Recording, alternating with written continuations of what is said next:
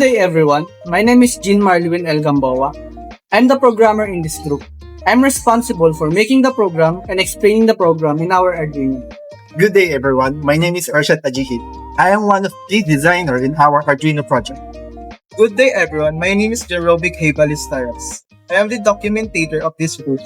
I am responsible for checking and managing the Arduino hardware and software, checking the condition of each components. Good day everyone, I'm Luis Enrico, aka Tos, and I'm one of the Arduino designers. And together, We are the Group 4, BGQ Electronics!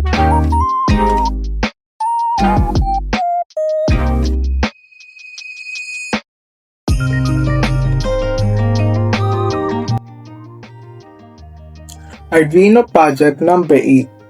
This project is all about a vibration detection system that uses a vibration sensor to detect physical vibrations or shocks. When the sensor detects a vibration, it sends a signal to the Arduino, which can trigger an action like turning an LED or sounding an alarm.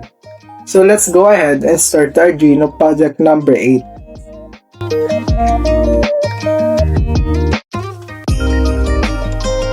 Hi everyone, for our Arduino project number 8, the detecting vibration, we'll need a few components. Let's go over them.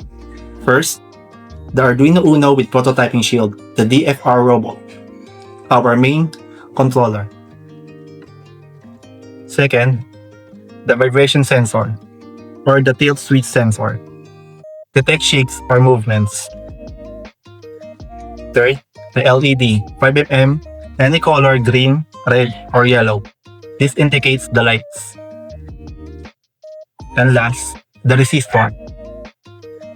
The resistor 220 ohms limit the current to protect the LED and sensor.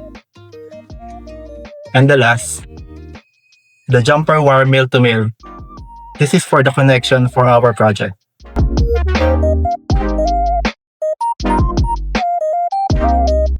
For our step-by-step building for our project 8, the detecting vibration, we need the Arduino Uno 3 prototyping shield, and then our LED light. We're going to place it to our Arduino Uno prototyping shield.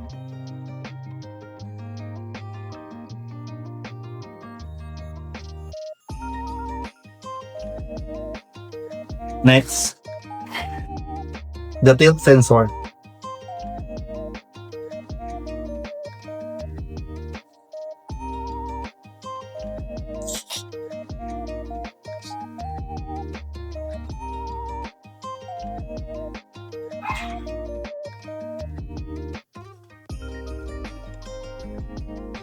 Next, one of the 220R resistors.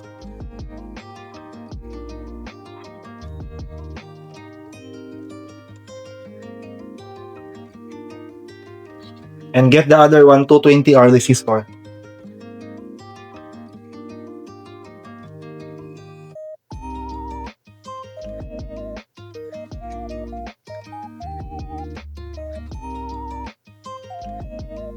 And then we're going to add the jumper wires. These wires go into the end of the 220R resistor, go into the ground, and then the other jumper wire, end of the tilt,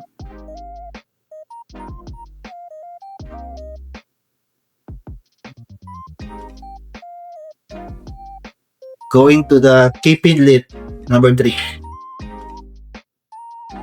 Then the other jumper wire from the end of the tilt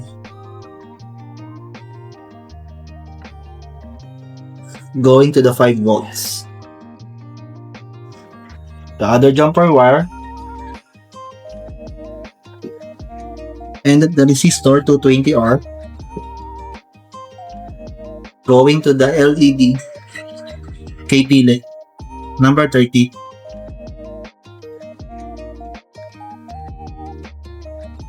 And the last jumper wire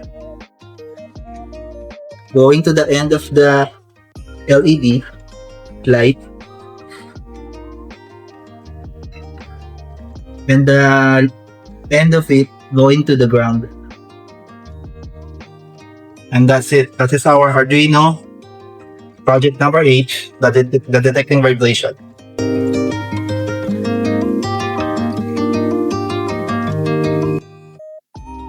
This is the code behind our Arduino project number 8. Vibration sensor.